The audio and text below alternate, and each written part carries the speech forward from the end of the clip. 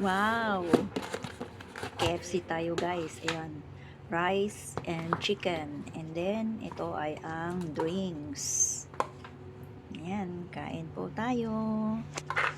Ayan. Nagpapasalamat po ako sa aking mga amo dahil sa bahay kung nagtitake home po sila ng foods, lagi po akong kasama. Ayan. Ang ating pagkain. Napakabait po nila guys. Mula nag-umpisa ako for already 9 years sa kanila. Yan. As in mabait po sila. Hindi po sila nagbago yung trato nila sa akin. Ayan. So kain po tayo guys.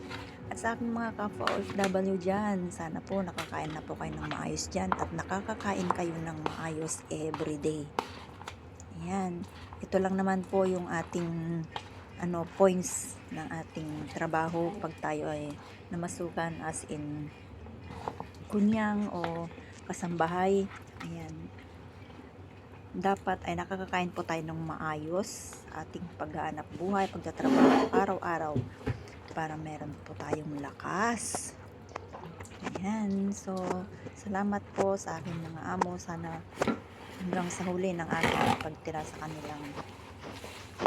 kanilang bahay ay sana'y manatili ang kanilang kabaitan sa akin hanggang sa aking pagtapos sa aking kontrata, hanggang sa aking pag-uwi.